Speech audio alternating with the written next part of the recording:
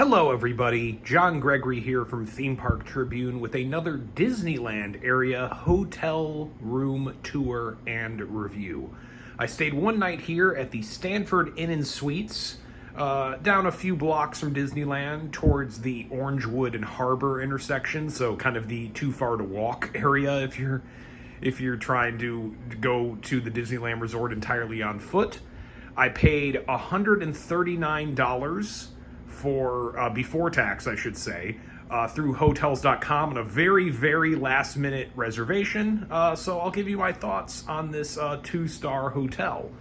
So the room honestly ended up being better than I thought based on first impressions. I came in here and I was immediately like, oh no, this is like an old Super 8. But it ended up being pretty fine. It has some quirks, and I'll tell you about it as I take you around the room. First off, you can tell which bed I slept in, right? Right. I will say I chose that one because of this rather large stain on the bed. Don't know where that's from. Don't want to know. Didn't want to get it on me. So one of the things that first gave me pause when coming into the room was this old air conditioner unit. I don't know if I could date it, but it's pretty old. Maybe some archaeology could be performed here. It's loud, it does the job, but it's, just old and loud. I also thought this is odd to have a safe kind of just out in the middle with, is that supporting it very well? I don't know. I didn't use it. I usually don't use hotel safes, but it's very odd for it to be out there and not hidden away somewhere. But the beds were fairly comfortable, kind of the usual pillows for this level of hotel. You just sink right into them, but you get a few of them and they're fine. And to my surprise, they actually have USB plugs all around, not built in, but in the kind of cheaper supplemental way by putting them into the light fixture here. There's some on the side of the alarm clock, and that's really nice. That really helps, not having to pull away furniture trying to find a plug in the wall or something like that. It's just helpful. Big dresser here, nice TV, nothing wrong with that. Mirrors everywhere. Hello.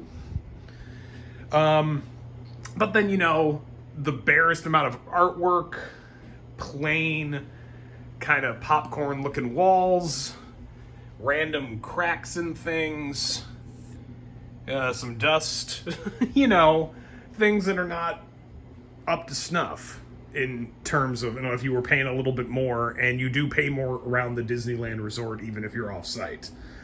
So, but otherwise basic things. Got a desk here, got a larger than usual mini fridge, and a microwave, and then coming back into the bathroom area, you've got a rather large mirror, a light that doesn't turn on all the time, maybe work on that, but a large vanity, typical closet, hangers, the iron and ironing board, the luggage rack, not a safe because they put it over there. And then, the shower also gave me concerns at first, but it was fine. It was, what it needed to be. The tub could use like a refresh and some cleaning. But it did the job, and even I appreciate that there's some dispensers on the wall here. That's kind of nice. You don't get that in a lot of these resorts. If you can call it a resort, which you really can't. So, to be honest, it was okay. It's like a lot of the resorts that are around, or hotels and motels that are around Disneyland, they're priced higher than they should be. If you're used to traveling in Orlando, you're gonna get some sticker shock, because like something that might cost like $60, $70 a night down there is gonna cost like $120, $130 here. That's just the way it is. You're gonna get charged for parking when you might not in Orlando.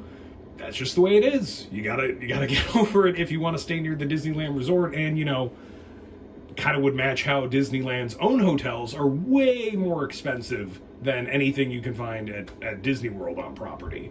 But this one did the job for one night. The downsides were, you know, some of the stuff's old. You're not going to want to linger in this room.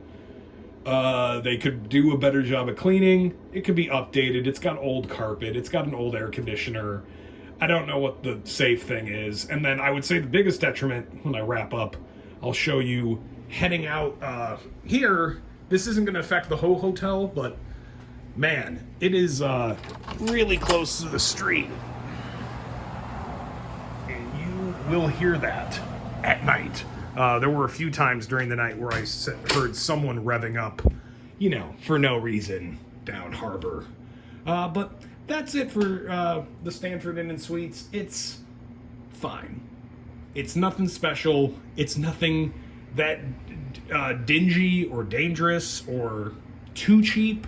But for the price that you're probably going to get it at, it's not going to impress you. It's not a deal because that's hard to come by around Disneyland. So take it for what it's worth.